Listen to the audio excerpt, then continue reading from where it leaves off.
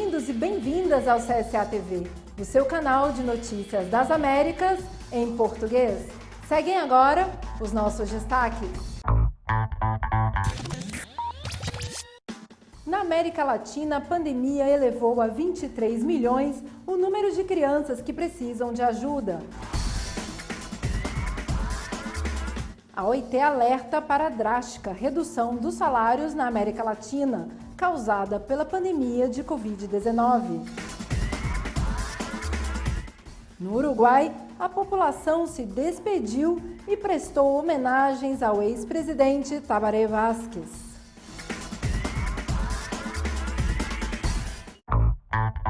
E agora apresentamos o espaço editorial da CSA.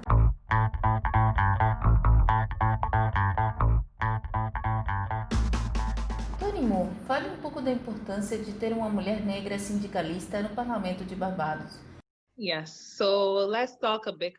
Vamos falar um pouco sobre isso. No dia 11 de novembro deste ano, eu fui eleita para a nossa Assembleia Nacional, uma das 30 representantes do país. Isso é uma honra para mim, antes de tudo, pelo meu sindicato, porque não sou a primeira. No passado, nós tivemos outras lideranças sindicais com a mesma capacidade. Acredito que é um privilégio termos a oportunidade e a independência em Barbados para representar os trabalhadores, não apenas nas suas pautas específicas, como também para ocuparmos os espaços de poder e assim influenciar decisões que envolvem os trabalhadores e o seu desenvolvimento. Tenho consciência de que ainda é um primeiro passo e que isso implica numa grande responsabilidade. E ser a primeira mulher líder sindical a alcançar isso é uma honra para mim. Na América Latina, a pandemia elevou a 23 milhões o número de crianças que precisam de ajuda. A pandemia, a crise migratória e as mudanças climáticas fizeram com que chegasse a 23 milhões o número de crianças que precisam de ajuda humanitária na América Latina e Caribe. Para a Unicef, caso não houver investimentos imediatos, os avanços alcançados na promoção e defesa dos direitos das crianças nas últimas décadas poderão ser perdidos. A agência da ONU enfatizou que a América Latina e Caribe é a região mais afetada pela pandemia, devido aos longos períodos de isolamento e pelo forte impacto econômico que é considerado o maior dos últimos 100 anos, de acordo com a CEPAL. A recessão na América Latina será de aproximadamente 9,1% em 2020 e o desemprego na região chegará a 13,5%. A CEPAL indica também que a recuperação econômica na região será lenta. A Unicef estima que serão necessários 500 milhões de dólares em 2021 para prestar assistência a 17 milhões de pessoas, incluindo os 11 milhões de crianças e adolescentes na América Latina e Caribe. E a OIT alerta para a drástica redução dos salários na América Latina pela pandemia de Covid-19. Na América Latina, boa parte dos trabalhadores são informais. Esses trabalhadores não se beneficiam de qualquer medida de auxílio, como pode ocorrer com os trabalhadores formais. Observamos que em países como México e Brasil, a perda salarial causou a redução de 60% dos ingressos familiares dos informais.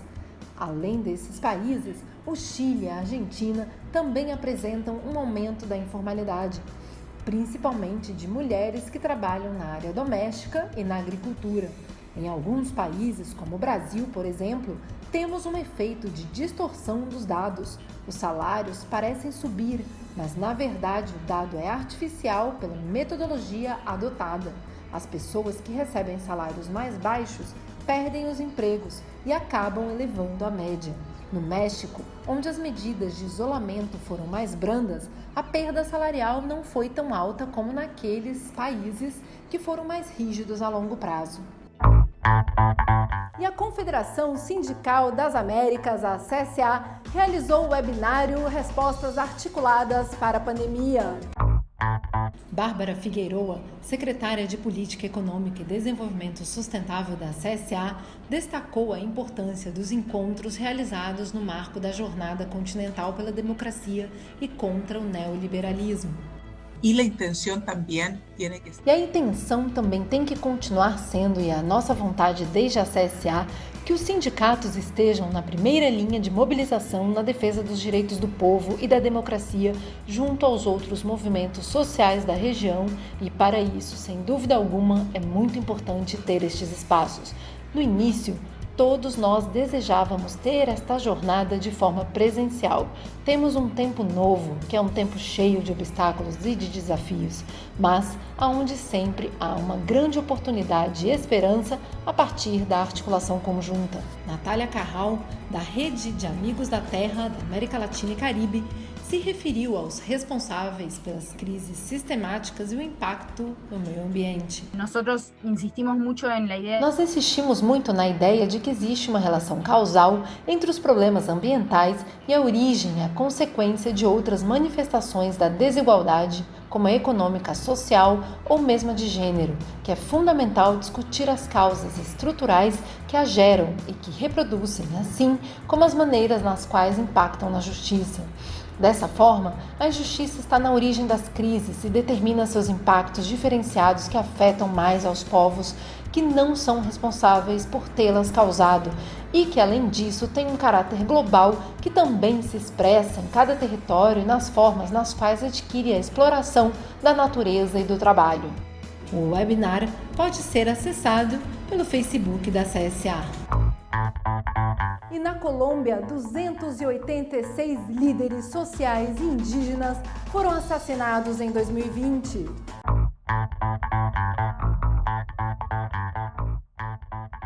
A violência política na Colômbia fez mais uma vítima no último domingo, quando o líder social Joaquim Ramírez foi assassinado na região do oeste de Cauca, segundo o Instituto de Estudos para o Desenvolvimento e a Paz, INDEPAZ. A instituição informou que o caso ocorreu na cidade de Buenaventura. Ramírez era membro do Conselho Comunitário de Cimarrones. O assassinato de Joaquim Ramírez se soma a outros 285 ocorridos ao longo deste ano, segundo a contagem de INDEPAZ. E o assassinato de Marielle Franco completa 1000 dias e a família se manifesta contra a impunidade.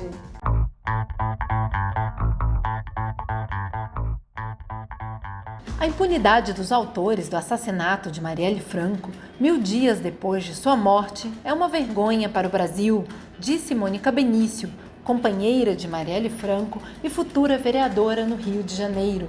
A irmã, Aniele Franco, tem o mesmo entendimento de que chegar a 1000 dias sem saber quem matou a Marielle, sem ao menos identificar o mandante do crime, é um fato vergonhoso para o Brasil.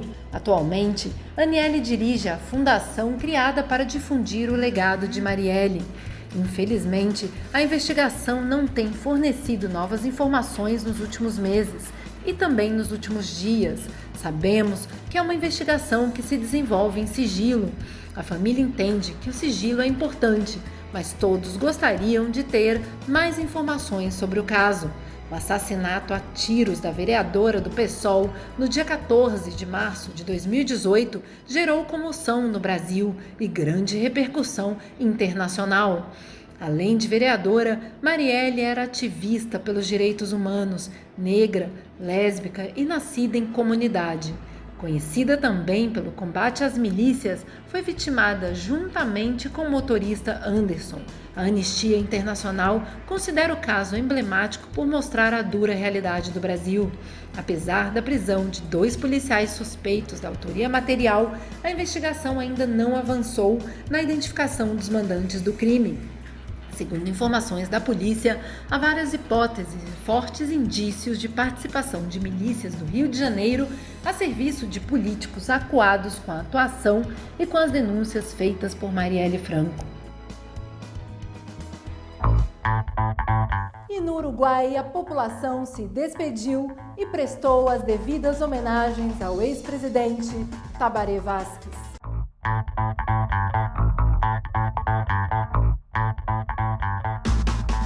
Milhares de cidadãos uruguaios foram às ruas cantando, aplaudindo e jogando flores para se despedir do ex-presidente Tabaré Vázquez. Assim, o Uruguai se vestiu de luto pelo falecimento do presidente do país por 2 mandatos.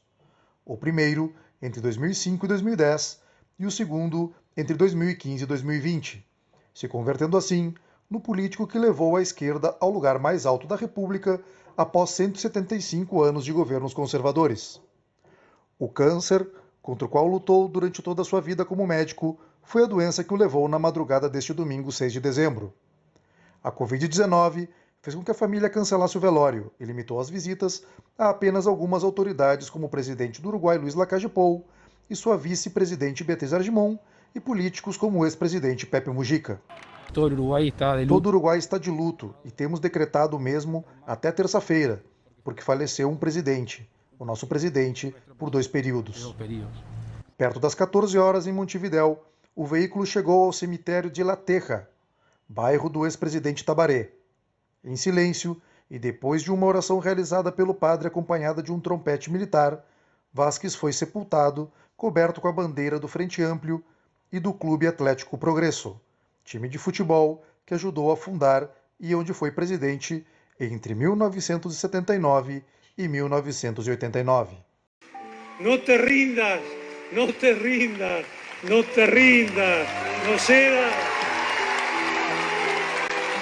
Aunque el frío queme, aunque el miedo muerda, aunque el sol se ponga y se calle el viento, aún hay fuego en tu alma, aún hay vida en tus sueños, porque cada día es un comienzo, porque esta es la hora y el mejor momento, porque no hay herida que no cure el tiempo, porque no están solos, porque yo te quiero, por eso te ruego, no te rindas, no te rindas. Muchas gracias.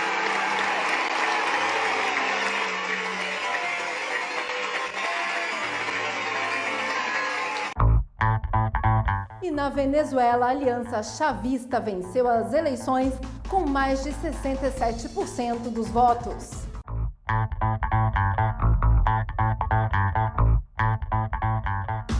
O presidente da Venezuela, Nicolás Maduro, declarou que seu cargo foi ratificado após grande vitória do chavismo nas eleições legislativas, sendo considerada a maior derrota da oposição liderada por Juan Guaidó.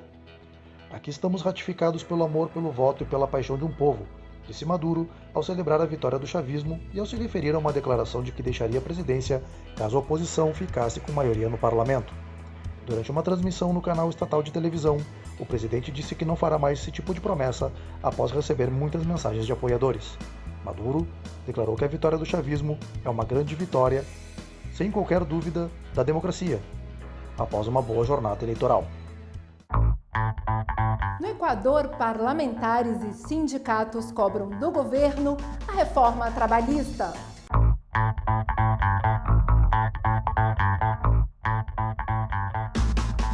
Legisladores do Parlamento Equatoriano e representantes do Sindicato dos Trabalhadores da Saúde se reuniram com o presidente Lenín Moreno, com o objetivo de garantir que a Lei Orgânica de Apoio Humanitário possa dar estabilidade para todos os trabalhadores que estão na linha de frente no atendimento a pacientes. Em novembro, centenas de representantes do setor fizeram manifestações em Quito para exigir do governo alterações nos artigos 10 e 40 do regulamento da lei, relacionados às garantias dos empregos para aqueles que trabalham durante a emergência sanitária causada pela pandemia de Covid-19. E na Bolívia, as mulheres de La Paz se reinventam para se recuperar da crise provocada pela pandemia.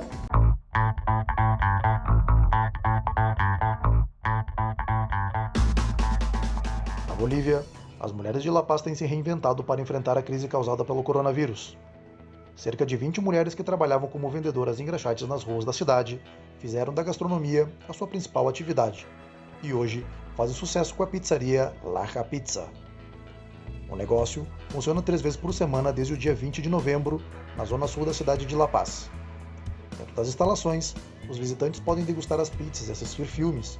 A Organização Social Hormigão Armado da Bolívia realiza projetos de inclusão para mulheres que trabalham em situação de informalidade na cidade de La Paz. Antes de criar a pizzaria, a organização fabricava doces que integravam uma cesta básica para mães e mulheres grávidas. O trabalho era realizado com uma empresa estatal boliviana de amêndoas e derivados. Em março, porém, a produção teve de ser paralisada pela pandemia. Para Ângela, responsável por preparar o molho das pizzas, este empreendimento a ajuda a manter os seus 3 filhos, após tentar durante meses se sustentar vendendo nas ruas ou lavando roupa.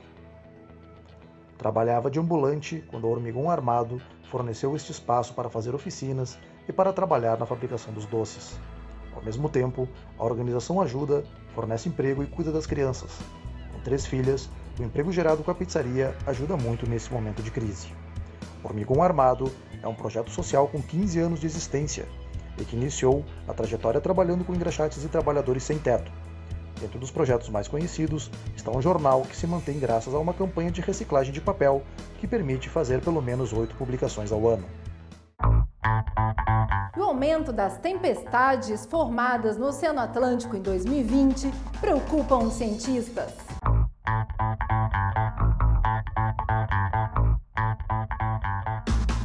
Por que as tempestades de furacões estão cada vez mais intensas? A temporada de furacões no Atlântico tem deixado um recorde de mais de 30 tempestades e um rastro de destruição. Mas qual é a causa do aumento no número e na intensidade das tempestades? Meteorologistas e cientistas concordam que durante os últimos anos, 3 fatores têm contribuído para o fenômeno. O primeiro deles é o aumento da temperatura no Atlântico. Um dos fatores que ajuda na formação de tempestades é o calor na superfície dos oceanos. A Universidade do Colorado informou que a temperatura do Atlântico continua subindo e que este ano subiu de 1 a 2 graus acima da média. O segundo é o fenômeno El Niño, ou Laninha. A influência do fenômeno El Niño ajuda na formação de furacões ao aumentar ou diminuir a velocidade e direção dos ventos. O terceiro é a pouca cortante do vento. Quanto maior for a variação na direção do vento, maior é a probabilidade de formação de um furacão. Laninha tem reduzido a cortante do vento vertical em valores inferiores à média de 2020. É possível estabelecer alguma relação com a mudança climática? A relação está em estudo segundo os cientistas, apesar do aquecimento global ser atribuído ao efeito estufa. Os investigadores dizem que precisam de uma maior série histórica para reunir mais dados conclusivos. E o que fazer diante de um furacão? Diante da chegada de um furacão, a Administração Oceânica e Atmosférica dos Estados Unidos recomenda que se formule e se divulgue um plano de evacuação local. Para as famílias, é recomendado preparar um kit de emergência, estabelecer um plano familiar com pontos de encontro e se informar sobre o significado dos alertas e avisos das autoridades.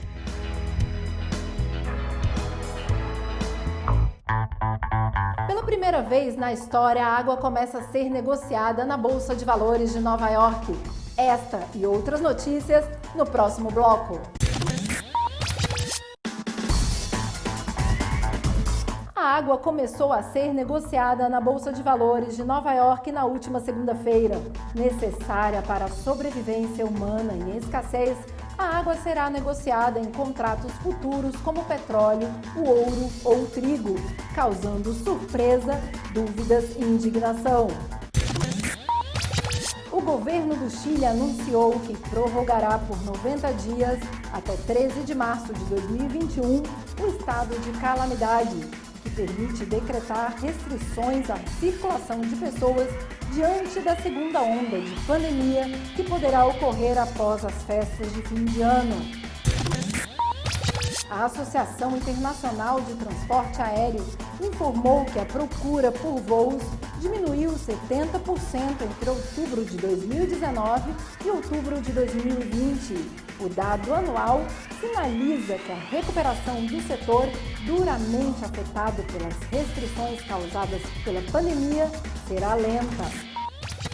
A CSA informa com pesar o falecimento de Kjeld Jacobsen, ocorrido no dia 5 de dezembro em São Paulo. Kjeld foi e será uma referência mundial na luta sindical, pela sua atuação na política internacional da CUT Brasil, organização que ajudou a fundar. Seu exemplo deixa um legado de compromisso e de militância pelos direitos da classe trabalhadora.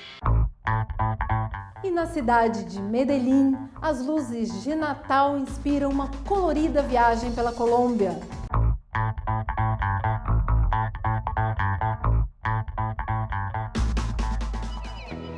Em Medellín, 28 milhões de lâmpadas de Natal iluminam a cidade, simbolizando uma viagem pela Colômbia.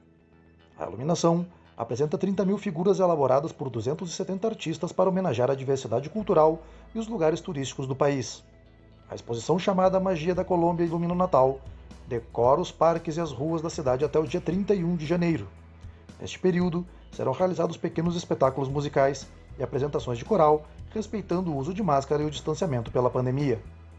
A iluminação realizada por empresas públicas em Medellín desde 1967 tem também 830 quilômetros de cabos de LED, 7.000 metros de neon e 7 toneladas de papel picado em diferentes cores.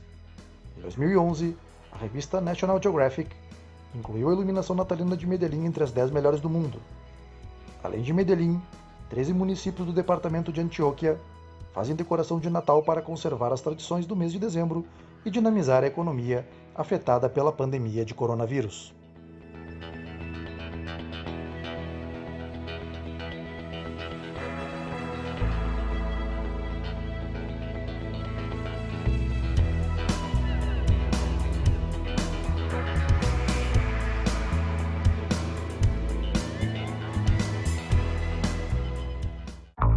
Sou Carol Coelho, direto da sede continental da CSA em Montevidéu, no Uruguai. Muito obrigada por nos acompanhar.